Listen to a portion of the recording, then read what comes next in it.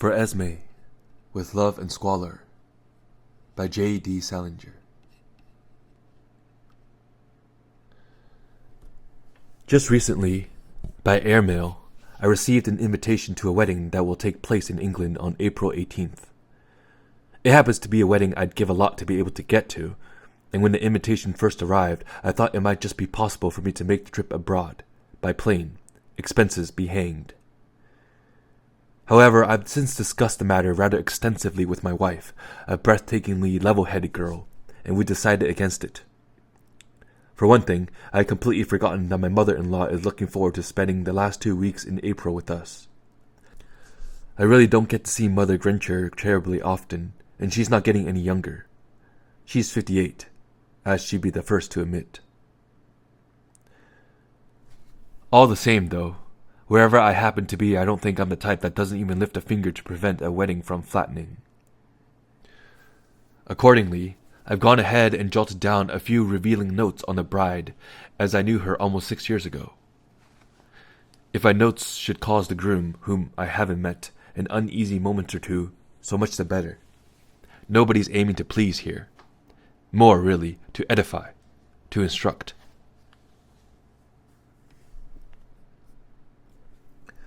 In April of 1944, I was among some 60 American enlisted men who took a rather specialized pre-invasion training course, directed by the British intelligence, in Devon, England.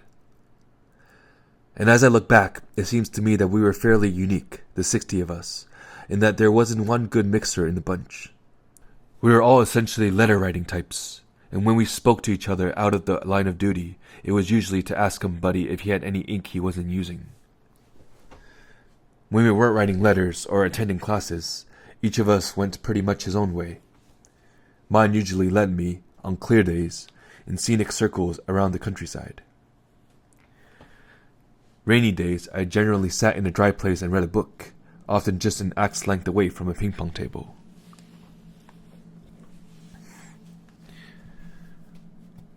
The training course lasted 3 weeks, ending on a Saturday, a very rainy one. At 7 that last night, our whole group was scheduled to entrain for London, where, as rumor had it, we were to be assigned to infantry and airborne divisions mustered for the D-Day landings. By 3 in the afternoon, I packed all my belongings into my barrack bag, including a canvas gas mask container full of books I brought over from the other side. The gas mask itself I'd slipped through a porthole of the Mauretania some weeks earlier, fully aware that if the enemy ever did use gas, I'd never get a damn thing on in time. I remember standing at the end window of our Quonset, but for a very long time, looking out at the slanting, dreary rain, my trigger finger itching imperceptibly, if at all. I could hear behind my back the uncomradery scratching of many fountain pens on many sheets of Vive-mail paper.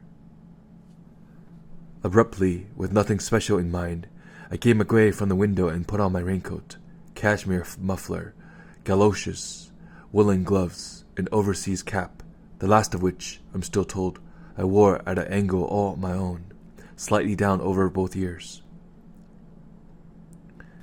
Then, after synchronizing my wristwatch with the clock in the latrine, I walked down the long, wet cobblestone hill into town. I ignored the flashes of lightning all around me. They either had your number on them or they didn't. In the center of town, which was probably the wettest part of town, I stopped in front of a church to read the bulletin board, mostly because the featured numerals, white on black, had caught my attention, but partly because, after 3 years in the army, I'd become addicted to reading bulletin boards. At 3:15, the board stated there would be children's choir practice. I looked at my wristwatch, then back at the board. A sheet of paper was tacked up, listing the names of the children expected to attend practice. I stood in the rain and read all the names, then entered the church. A dozen or so adults were among the pews, several of them bearing pairs of small-sized rubbers, soles up, in their laps. I passed along and sat down in the front row. On the rostrum, seated in 3 compact rows of auditorium chairs, were about 20 children, mostly girls, ranging in age from about 7 to 13. At the moment, their choir coach, an enormous woman in tweeds, was advising them to open their mouths wider when they sang. "Had anyone," she asked, "ever heard of a little dicky bird that dares to sing his charming song without first opening his little beak wide, wide, wide?" Apparently nobody ever had. She was given a steady, opaque look. She went on to say that she wanted all her children to absorb the meaning of the words when they sang, not just mouth them like silly Billy parrots. She then blew a note on her pitch pipe, and the children, like so many underage weightlifters, raised their hymn books. They sang without instrumental accompaniment, or, more accurately in their case, without any interference. Their voices were melodious and unsentimental, almost to the point where a somewhat more denominational man than myself might, without straining, have experienced levitation. A couple of the very youngest children dragged the tempo a trifle, but in a way that only the composer's mother could have found fault with. I had never heard the hymn, but I kept hoping it was one with a dozen or more verses. Listening, I scanned all the children's faces but watched one in particular, that of the child nearest to me, on the end seat in the first row. She was about 13, with straight ash-blonde hair of earlobe length, an exquisite forehead, and blasé eyes that, I thought, might very possibly have counted the house. Her voice was distinctly separate from the other children's voices, and not just because she was seated nearest to me. It had the best upper register, the sweetest sounding, the surest, and it automatically led the way. The young lady, however, seemed slightly bored with her own singing ability, or perhaps just with the time and place. Twice, between verses, I saw her yawn. It was a ladylike yawn, a closed-mouth yawn, but you couldn't miss it. Her nostril wings gave her away. The instant the hymn ended, the choir coach began to give her lengthy opinion of people who can't keep their feet still and their lips sealed tight during the minister's sermon. I gathered that the singing part of the rehearsal was over, and before the coach's dissonant speaking voice could entirely break the spell the children's singing had cast, I got up and left the church. It was raining even harder. I walked down the street and looked through the window of the Red Cross recreation room, but soldiers were standing 2 and 3 deep at the coffee counter, and even through the glass, I could hear ping-pong balls bouncing in another room. I crossed the street and entered a civilian tea room, which was empty except for a middle-aged waitress who looked as if she would have preferred a customer with a dry raincoat. I used the coat tree as delicately as possible, and then sat down at a table and ordered tea and cinnamon toast. It was the first time all day that I'd spoken to anyone. I then looked through all my pockets, including my raincoat, and finally found a couple of stale letters to reread, one from my wife, telling me how the service at Shraff's 88th Street had fallen off, and one from my mother-in-law, asking me to please send her some cashmere yarn first chance I got away from camp. While I was still on my first cup of coffee, the young lady I had been watching and listening to the choir came into the tea room. Her hair was soaking wet, and the rims of both ears were showing. She was with a very small boy, unmistakably her brother, whose cap she removed by lifting it off his head with 2 fingers, as if it were a laboratory specimen. Bringing up the rear was an efficient-looking woman in a limp felt hat, presumably their governess. The choir member, taking off her coat as she walked across the floor, made the table section, a good one from my point of view, as it was just 8 or 10 feet directly in front of me.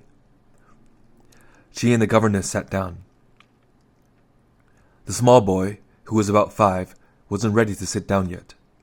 He slid out of and discarded his reefer. Then, with the deadpan expression of a born heller, he methodically went about annoying his governess by pushing in and pulling out his chair several times, watching her face. The governess, keeping her voice down, gave him 2 or 3 orders to sit down and, in effect, stop the monkeying business. But it was only when his sister spoke to him that he came around and applied the small of his back to his chair seat. He immediately picked up his napkin and put it on his head. His sister removed it, opened it, and spread it out on his lap. About the time the tea was brought, the choir member caught me staring over at her party. She stared back at me with those house accounting eyes of hers, then, abruptly, gave me a small, qualified smile. It was oddly radiant, as certain small, qualified smiles sometimes are. I smiled back, much less radiantly, keeping my upper lip down over a cold black GI, temporary filling showing between two of my front teeth. The next I knew, the young lady was standing, with enviable poise, beside my table. She was wearing a tartan dress, a Campbell tartan, I believe. It seemed to me to be a wonderful dress for a very young girl to be wearing on a rainy, rainy day. "I thought Americans despised tea," she said. It wasn't an observation of a smart aleck, but that of a truth lover or a statistics lover. I replied that some of us never drank anything but tea. I asked her if she cared to join me. "Thank you," she said, perhaps for just a fraction of a moment. I got up and drew a chair for her, the one opposite me, and she sat down on the forward quarter of it, keeping her spine easily and beautifully straight. I went back, almost hurried back, to my own chair, more than willing to hold up my end of a conversation. When I was seated, I couldn't think of anything to say, though. I smiled again, still keeping my coal black filling under concealment. I remarked that it was certainly a terrible day out.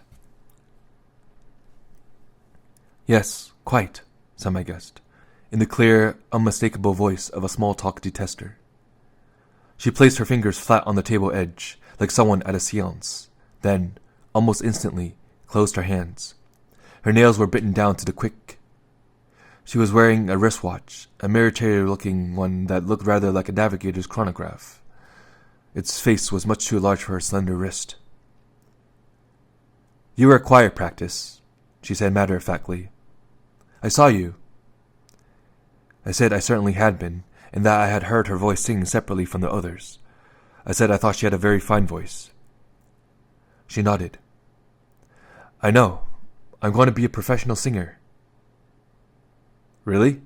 Opera?" "Heavens, no. I'm going to sing jazz on the radio and make heaps of money. Then, when I'm 30, I shall retire and live on a ranch in Ohio." She touched the top of her soaking wet head with the flat of her hand. "Do you know Ohio?" she asked. I said I'd been through it on a train a few times, but that I didn't really know it. I offered her a piece of cinnamon toast. "No, thank you," she said. "I eat like a bird, actually." I bit into a piece of toast myself, and commented that there's some mighty rough country around Ohio. "I know. An American I met told me. You're the 11th American I've met." Her governess was now urgently signaling her to return to her own table, in effect, to stop bothering the man. My guest, however, calmly moved her chair an inch or two so that her back broke all possible further communication with the home table.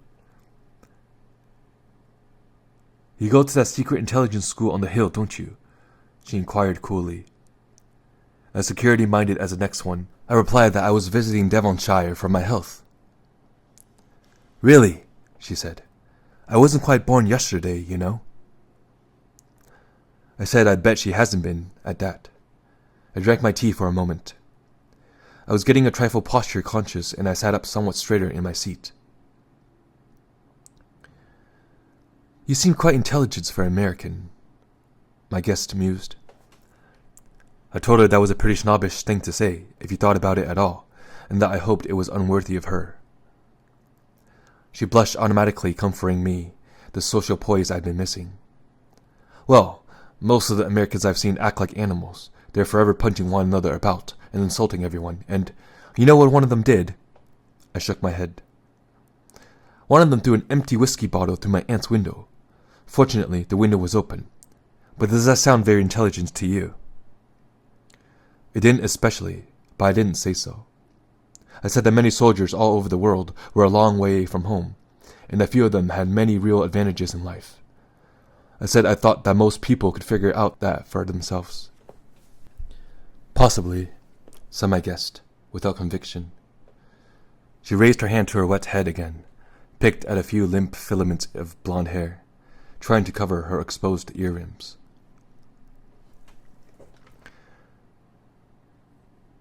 My hair is soaking wet, she said, a look of fright. She looked over at me. I have quite wavy hair when it's dry. I can see that. I can see you have. Not actually curly, but quite wavy, she said. Are you married? I said I was. She nodded. Are you very deeply in love with your wife? Or am I being too personal? I said that when she was, I'd speak up. She put her hands and wrists farther forward on the table, and I remember wanting to do something about that enormous face wristwatch she was wearing. Perhaps suggest that she try wearing it around her waist. Usually I'm not terribly gregarious, she said, and looked over at me to see if I knew the meaning of the word. I didn't give her a sign, though, one way or the other. I purely came over because I thought you looked extremely lonely. You have an extremely sensitive face. I said she was right, that I had been feeling lonely, and that I was very glad she'd come over. I'm training myself to be more compassionate. My aunt says I'm a terribly cold person, she said and felt the top of her head again. I live with my aunt. She's an extremely kind person. Since the death of my mother, she's done everything within her power to make Charles and me feel adjusted. I'm glad. Mother was an extremely intelligent person, quite sensuous in many ways. She looked at me with a kind of fresh acuteness. Do you find me terribly cold? I told her absolutely not. Very much the contrary, in fact. I told her my name and asked for hers. She hesitated. My first name is Esme. I don't think I shall tell you my full name for the moment. I have a title and you may just be impressed by titles. Americans are, you know. I said I didn't think I would be, but that it might be a good idea, at that, to hold on to the title for a while. Just then, I felt someone's warm breath on the back of my neck. I turned around and just missed brushing noses with Esme's small brother. Ignoring me, he addressed his sister in a piercing treble. Miss Magley said you must come and finish your tea. His message delivered, he retired to his chair between his sister and me, on my right. I regarded him with high interest. He was looking very splendid in brown Shetland shorts, a navy blue jersey, white shirt, and striped necktie. He gazed back at me with immense green eyes. Why do people in films kiss sideways? He demanded. Sideways? I said. It was a problem that had baffled me in my childhood. I said I guessed it was because actors' noses are too big for kissing anyone head-on. His name is Charles, Esme said. He is extremely brilliant for his age. He certainly has green eyes. Haven't you, Charles? Charles gave me the fishy look my question deserved, then wriggled downward and forward in his chair till all of a sudden his body was under the table except his head, which he left, wrestler's bridge style, on the chair seat. They're orange, he said in a strained voice, addressing the ceiling. He picked up a corner of the tablecloth and put it over his handsome, deadpan little face. Sometimes he's brilliant and sometimes he's not, Esme said. Charles, do sit up. Charles stayed right where he was. He seemed to be holding his breath. He misses our father very much. He was SLAIN in North Africa. I expressed regret to hear it. Esme nodded. Father adored him. She bit reflectively at the cuticle of her thumb. He very much looked like my mother. Charles, I mean. I look exactly like my father. She went on biting her cuticle. My mother was quite a passionate woman. She was an extrovert. Father was an introvert. They were quite well mated, though, in a superficial way. To be quite candid, father really needed more of an intellectual companion than mother was. He was an extremely gifted genius. I waited, receptively, for further information, but none came. I looked down at Charles, who was now resting the side of his face on his chair seat. When he saw that I was looking at him, he closed his eyes, sleepily, angelically, then stuck out his tongue. An appendage of startling length, and gave out what in my country would have been a glorious tribute to a myopic baseball empire. It fairly shook the tea room. "Stop that," Esme said, clearly unshaken. He saw an American do it in a fish and chips queue, and now he does it whenever he's bored. "Just stop it now, or I shall send you directly to Miss Megley." Charles opened his enormous eyes, a sign that he had heard his sister's threat, but otherwise didn't look especially alerted.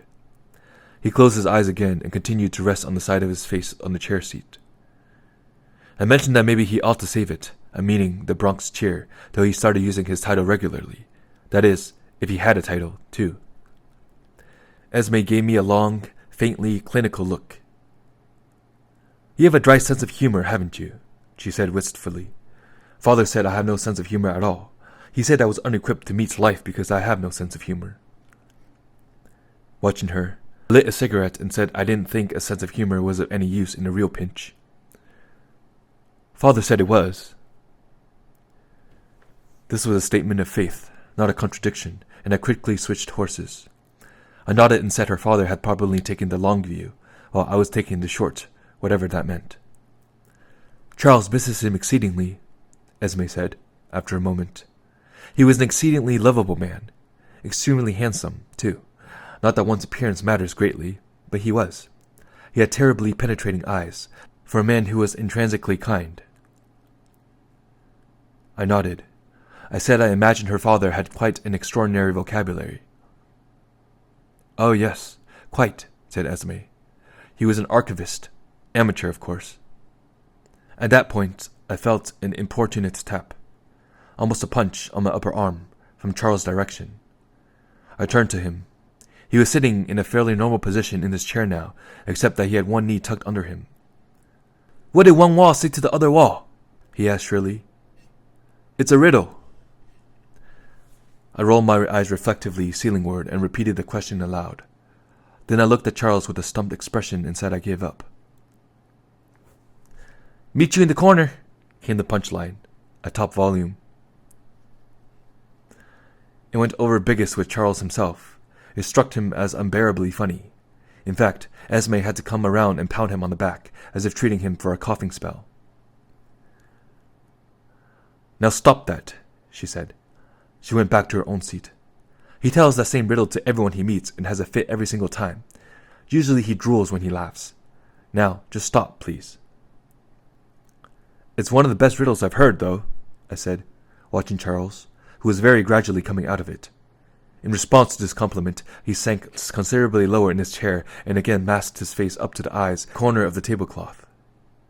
He then looked at me with his exposed eyes, which were full of slowly subsiding mirth and the pride of someone who knows a really good riddle or two.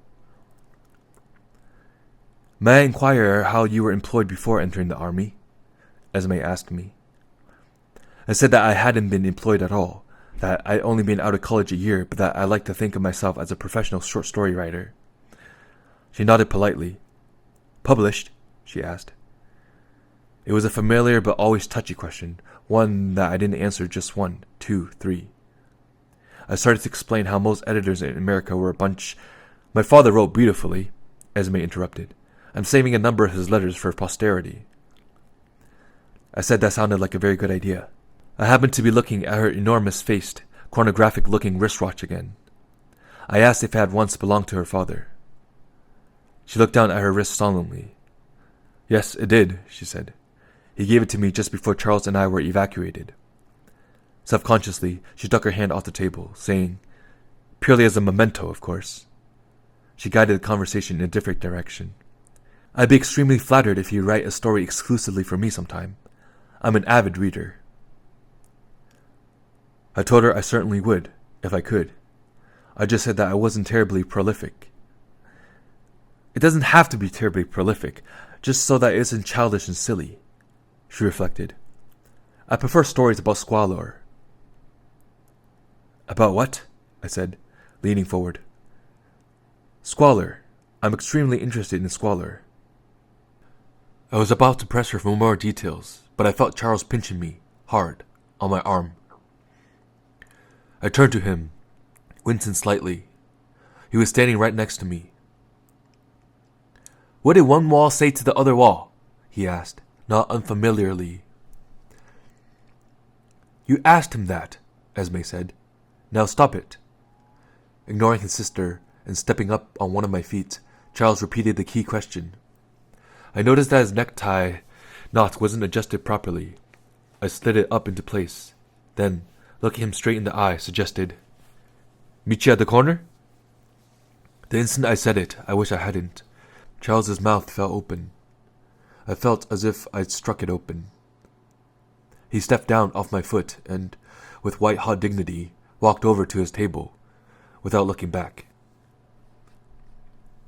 He's furious, Esme said. He has a violent temper. My mother had a propensity to spoil him. My father was the only one who didn't spoil him. I kept looking over at Charles, who had sat down and started to drink his tea, using both hands on the cup. I hoped he'd turn around, but he didn't. Esme stood up. Il faut que je parte aussi, she said with a sigh. Do you know French? I got up from my own chair, with mixed feelings of regret and confusion. Esme and I shook hands.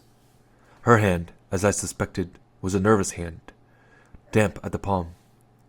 I told her in English how very much I'd enjoyed her company. She nodded. I thought you might, she said. I'm quite communicative for my age. She gave her hair another experimental touch. I'm dreadfully sorry about my hair, she said. I have probably been hideous to look at. Not at all. As a matter of fact, I think a lot of the wave is coming back already. She quickly touched her hair again. Do you think you'll be coming here again in the immediate future? She asked. Come here every Saturday, after choir practice. I answered that I liked nothing better but that, unfortunately, I was pretty sure I wouldn't be able to make it again.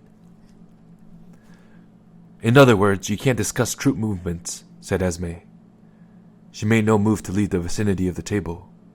In fact, she crossed one foot over the other and, looking down, aligned the toes of her shoes. It was a pretty little execution, for she was wearing white socks and her ankles and feet were lovely. She looked up at me abruptly. Would you like me to write to you? She asked, with a certain amount of color in her face. I write extremely articulate letters for a person I love it. I took out pencil and paper and wrote down my name, rank, serial number, and APO number.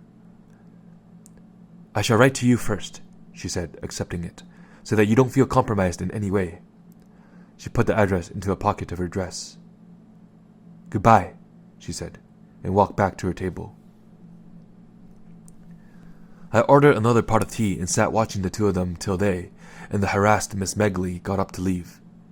Charles led the way out, limping tragically, like a man with one leg several inches shorter than the other. He didn't look over at me. Miss Megley went next, then Esme, who waved to me. I waved back, half getting up from my chair. It was a strangely emotional moment for me. Less than a minute later, Esme came back into the tea room, dragging Charles behind her by the sleeve of his reefer. Charles would like to kiss you goodbye, she said. I immediately put down my cup and said that was very nice, but was she sure? Yes, she said, a trifle grimly. She let go Charles's sleeve and gave him a rather vigorous push in my direction. He came forward, his face livid, and gave me a loud, wet smacker just below the right ear. Following this ordeal, he started to make a beeline for the door in a less sentimental way of life, but I caught the half belt at the back of his reefer, held onto it, and asked him, What does one wall say to the other? His face lit up. Meet you at the corner, he shrieked, and raced out of the room, possibly in hysterics. Esme was standing with crossed ankles again. You're quite sure you won't forget to write that story for me? She asked. It doesn't have to be exclusively for me. It can... I said there was absolutely no chance that I'd forget. I told her that I'd never written a story for anybody, but that it seemed like exactly the right time to get down to it. She nodded. Make it extremely squalid and moving, she suggested. Are you at all acquainted with squalor? I said not exactly, but that I was getting better acquainted with it in one form or another, all the time, and that I'd do my best to come up to her specifications. We shook hands. Isn't it a pity that we didn't meet under less extenuating circumstances?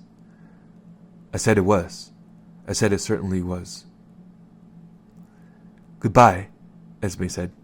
I hope you return from the war with all your faculties intact. I thanked her, and said a few other words, and then watched her leave the tea room. She left it slowly, reflectively, testing the ends of her hair for dryness. This is the squalid or moving part of the story, and the scene changes. The people change, too. I'm still around, but from here on in, for reasons I'm not at liberty to disclose, I've disguised myself so cunningly that even the cleverest reader will fail to recognize me.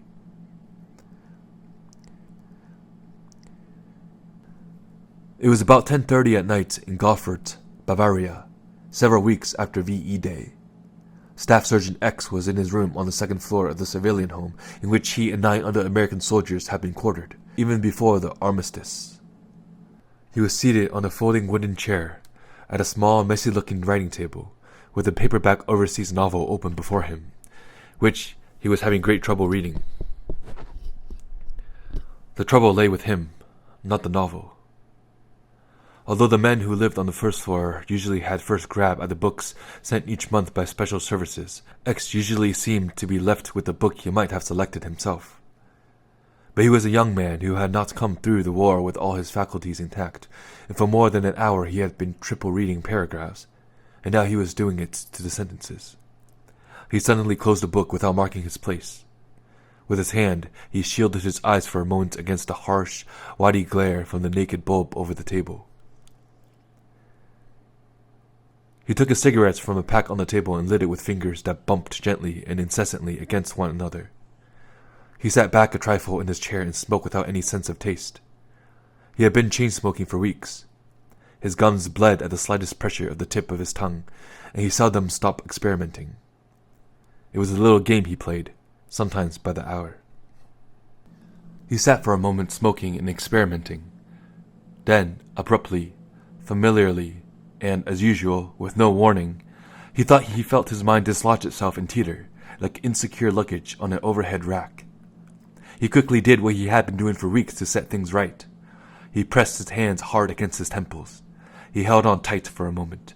His hair needed cutting, and it was dirty. He had washed it 3 or 4 times during his 2-week stay at the hospital in Frankfurt on the Main, but it had got dirty again on the long, dusty jeep ride back to Goffert. Corporal Z, who had called for him at the hospital, still drove a jeep combat style, with a windshield down on the hood, armistice or no armistice. There were thousands of new troops in Germany. By driving with his windshield down, combat style, Corporal Z hoped to show that he was not one of them, that not by a long shot was he some new son of a bitch in the ETO. When he let go of his head, X began to stare at the surface of the writing table, which was a catch-all for at least 24 unopened letters and at least 5 or 6 unopened packages, all addressed to him. He reached behind the debris and picked out a book that stood against the wall. It was a book by Goebbels, entitled Die Zeit und Beispiel. It belonged to the 38-year-old, unmarried daughter of the family that, up to a few weeks earlier, had been living in the house. She had been a low official in the Nazi party, but high enough, by army regulation standards, to fall into an automatic arrest category. X himself had arrested her. Now, for the 3rd time since he had returned from the hospital that day, he opened the woman's book and read the brief inscription on the flyleaf. Written in ink, in German, in a small, hopelessly sincere handwriting, were the words, "Dear God, life is hell." Nothing led up to or away from it. Alone on the page, and in the sickly stillness of the room, the words appeared to have the stature of an uncontestable, even classic indictment. X stared at the page for several minutes, trying, against heavy odds, not to be taken in. Then, with far more zeal than he had done anything in weeks, he picked up a pencil stub and wrote down under the inscription, in English, "Fathers and teachers, I ponder, what is hell? I maintain that it is the suffering of being unable to love." He started to write Dostoevsky's name under the inscription, but saw, with frights that ran through his whole body, that what he had written was almost entirely illegible. He shut the book. He quickly picked up something else from the table, a letter from his older brother in Albany. It had been on his table even before he had checked into the hospital. He opened the envelope, loosely resolved to read the letter straight through, but read only the top half of the first page. He stopped after the words, "Now the GD war is over, and you probably have a lot of time over there. How about sending the kids a couple of bayonets or swastikas?" After he torn it up, he looked down at the pieces as they lay in the wastebasket. He saw that he had overlooked an enclosed snapshot. He could make out somebody's feet standing on a lawn somewhere. He put his arms on the table and rested his head on them. He ached from head to foot, all zones of pain seemingly interdependent. He was rather like a Christmas tree whose lights, wired in series, must all go out even if one bulb is defective. The door banged open, without having been rapped on. X raised his head, turned it, and saw Corporal Z standing in the door. Corporal Z had been X's jeep partner and constant companion from D-Day straight through 5 campaigns of the war. He lived on the first floor, and he usually came up to see X when he had a few rumors on grips to unload. He was a huge, photogenic young man of 24. During the war, a national magazine had photographed him in Hurtgen Forest. He had posed, more than just obligingly, with a Thanksgiving turkey in each hand. "You're writing letters?" he asked X. "It's spooky in here, for Christ's sake." He preferred always to enter a room that had the overhead light on. X turned around in his chair and asked him to come in, and to be careful not to step on the dog. "The what?" "Alvin, he's right under your feet, Clay. How about turning on the goddamn light?" Clay found the overhead light switch, flicked it on, then stepped across the puny, servant-sized room and sat down on the edge of the bed, facing his host. His brick-red hair, just combed, was dripping with the amount of water he required for satisfactory grooming. A comb with a fountain pen clip protruded, familiarly, from the right-hand pocket of his olive-draped shirt. Over the left-hand pocket he was wearing the combat infantry men's badge, which technically he wasn't authorized to wear. The European theater ribbon, with 5 bronze battle stars in it, instead of a lone silver one, which was the equivalent of 5 bronze ones, and the pre-Pearl Harbor service ribbon. He sighed heavily and said, "Christ almighty." It meant nothing. It was army. He took a pack of cigarettes from his shirt pocket, tapped one out, then put away the pack and rebuttoned the pocket flap. Smoking, he looked vacuously around the room. His look finally settled on the radio. "Hey," he said, "they got this terrific show coming on the radio in a couple minutes. Bob Hope and everybody." X, opening a fresh pack of cigarettes, said he had just turned the radio off. Undarkened, Clay watched X trying to get his cigarettes lit. "Jesus," he said, with spectator's enthusiasm. "You ought to see your goddamn hands. Boy, have you got the shakes. You know that?" X got his cigarettes lit, nodded, and said Clay had a real eye for detail. "No kidding. Hey, I goddamn near fainted when I saw you at the hospital. You look like a goddamn corpse. How much weight ya lose? How many pounds, you know?" "I don't know. How was your mill when I was gone? You heard from Loretta." Loretta was Clay's girl. They intended to get married at their earliest convenience. She wrote to him fairly regularly, from a paradise of triple exclamation points and inaccurate observations. All through the war, Clay had read all Loretta's letters aloud to X, however intimate they were. In fact, the more intimate, the better. It was his custom, after each reading, to ask X to plot out or pad out the letter of reply, or to insert a few impressive words in French or German. "Yeah, I had a letter from her yesterday, down in my room. Show it to you later," Clay said, listlessly. He sat up straight on the edge of the bed, held his breath, and issued a long, resonant belch. Looking just semi-pleased with the achievement, he relaxed again. "Her goddamn brother's getting out of the Navy on account of his hip," he said. "He got this hip, the bastard." He sat up again and tried for another belch, but with below-par results. A jolt of alertness came into his face. "Hey, before I forget, we gotta get up at 5 tomorrow and drive to Hamburg or someplace. Pick up Eisenhower jackets for the whole detachment." X, regarding him hostilely, stated that he didn't want an Eisenhower jacket. Clay looked surprised, almost a trifle hurt. "Oh, they're good. They look good. How come?" "No reason. Why do we have to get up at 5? The war's over, for God's sake." "I don't know. We gotta get back before lunch. They got some new forms in we gotta fill out before lunch. I asked Bulling how come he couldn't fill them out tonight. He got the goddamn forms right on his desk. He don't want to open the envelopes yet, the son of a bitch." The two sat quiet for a moment, hating Bulling. Clay suddenly looked at X with new, higher interest than before. "Hey," he said. "Did you know the goddamn side of your face is jumping all over the place?" X said he knew all about it and covered his tic with his hand. Clay stared at him for a moment, then said,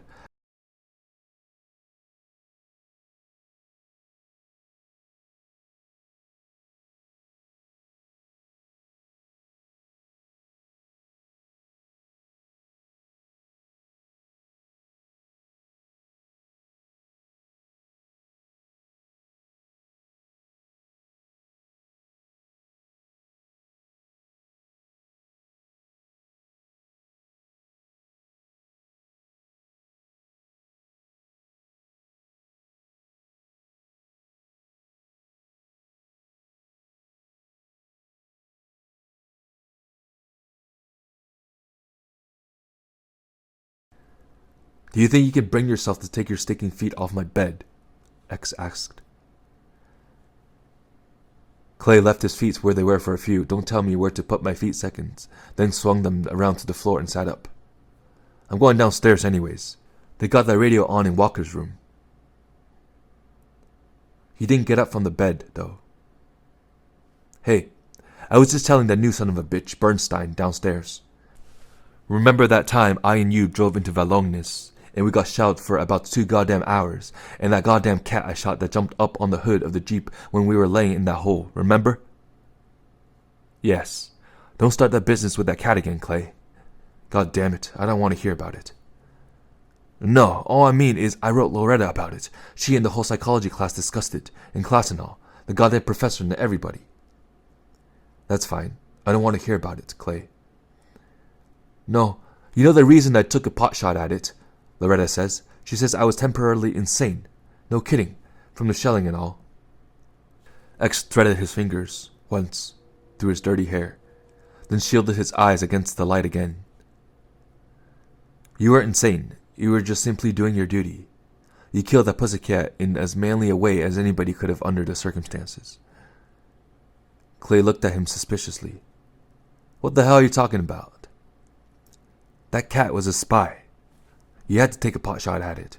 It was a very clever German midget dressed up in a cheap fur coat, so there was absolutely nothing brutal or cruel or dirty or even—" "God damn it," Clay said, his lips thinned. "Can't you ever be sincere?" X suddenly felt sick, and he swung around in his chair and grabbed the wastebasket just in time. When he had straightened up and turned toward his guest again, he found him standing, embarrassed, halfway between the bed and the door. X started to apologize, but changed his mind and reached for cigarettes. "Come on down and listen to Hope on the radio, hey," Clay said, keeping his distance but trying to be friendly over it. "It'll do you good. I mean it." "You go ahead, Clay. I'll look at my stamp collection." "Yeah? You got a stamp collection? I didn't know you—" "I'm only kidding." Clay took a couple of slow steps towards the door. "I may drive over to Estet later," he said. "They got a dance. It'll probably last around 2. Want to go?" "No, thanks. I may practice a few steps in the room." "Okay. Good night. Take it easy now, for Christ's sake."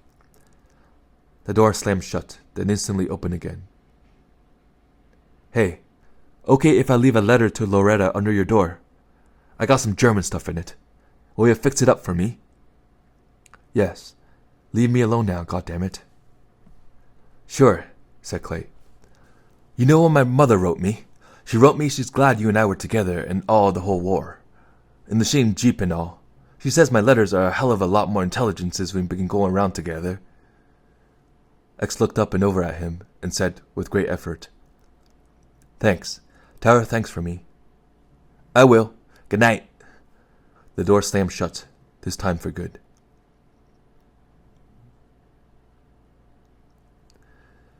X sat looking at the door for a long while, then turned his chair around toward the writing table and picked up his portable typewriter from the floor. He made space for it on the messy table surface, pushing aside the collapsed pile of unopened letters and packages. He thought if he wrote a letter to an old friend of his in New York, there might be some quick, however slight, therapy in it for him. But he couldn't insert his notepaper into the roller properly. His fingers were shaking so violently now. He put his hands down on his sides for a minute, then tried again, but finally crumpled the notepaper in his hand. He was aware that he ought to get the wastebasket out of the room, but instead of doing anything about it, he put his arms on the typewriter and rested his head again, closing his eyes. A few throbbing minutes later, when he opened his eyes, he found himself squinting at a small, unopened package wrapped in green paper. It had probably slipped off the pile when he made space for the typewriter. He saw that it had been readdressed several times. He could make out, on just one side of the package, at least 3 of his old APO numbers. He opened the package without any interest, without even looking at the return address. He opened it by burning the string with a lighted match. He was more interested in watching a string burn all the way down than in opening the package, but he opened it, finally. Inside the box, a note, written in ink, lay on top of a small object wrapped in tissue paper. He picked out the note and read it.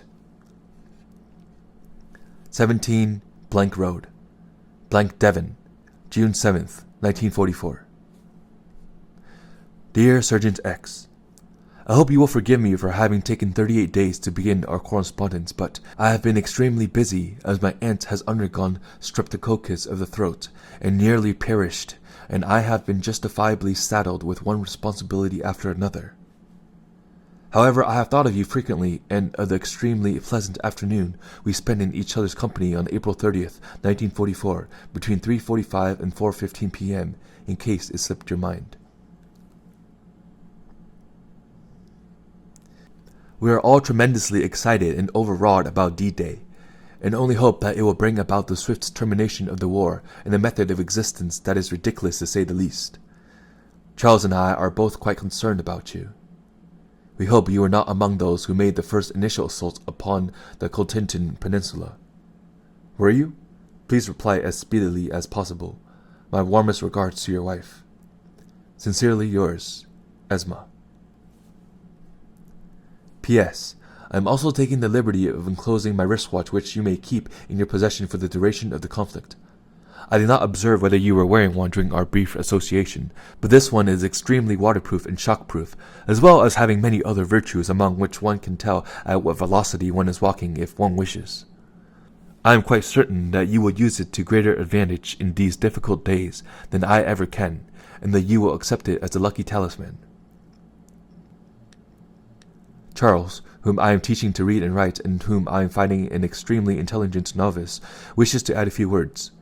Please write as soon as you have the time and inclination. Hello, hello, hello, hello, hello, hello, hello, hello, hello, hello, love and kisses, Charles.